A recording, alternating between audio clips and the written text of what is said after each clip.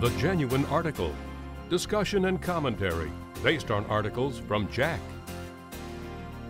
Hello, I'm Tony DeMaria, the editor of Jack, here with another issue of Inside Jack. And today I'm talking to Dr. Chris O'Connor, who's probably well known to this audience. And Chris is the director of the Duke Heart Center and professor of medicine at Duke.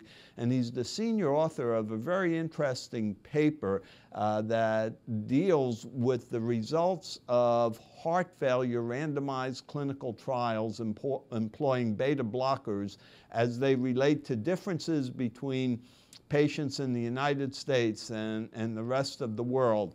And Chris and his associates looked at four major beta blocker randomized trials, the BEST trial, the CBIS-2 trial, Copernicus and Merit heart failure.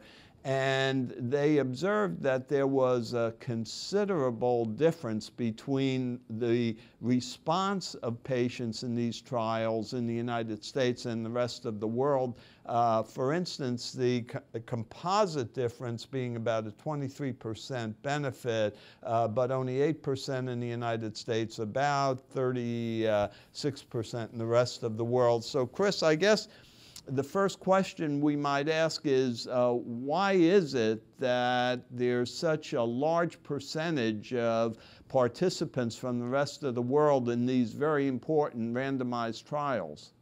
Well, Dr. DeMaria, thank you for bringing this to the attention of the readership, because I think this is very important. We now have to do clinical trials globally in order to achieve these trial results and conduct them faster.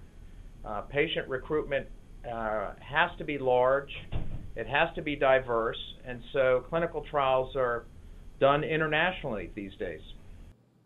Is a large factor responsible for that, the difficulty in conducting randomized trials in the United States? There clearly has been greater difficulty in the United States over the past 2 decades because of regulatory issues and the complexity of doing site-based research in healthcare systems that require enormous emphasis on efficiencies. And frankly, the event rates are things that drive clinical trials can be greater in the rest of the world. So I guess the question, Chris, is what's the effect upon how we interpret these results when we have a large percentage of enrollment from outside the United States and the patients may differ in terms of comorbidities and access to other medications, et cetera? Well, that's exactly right. I think the key thing when we conduct these trials is, first of all, to make sure we capture the differences, the baseline characteristics, the characteristics of the healthcare systems, the differences in standard of care, and the differences in event rates. But once we do that, I think what I'm advocating from this paper is that we should absolutely think about stratifying and looking at regional differences up front in a prospective manner. Very interesting, and I think a very important point. Your paper clearly demonstrates that the data that we get from these trials differs a bit in patients in the States from the rest of the world, and we have to take that into account when we apply these results to our individual patients. Thanks very much for being with us.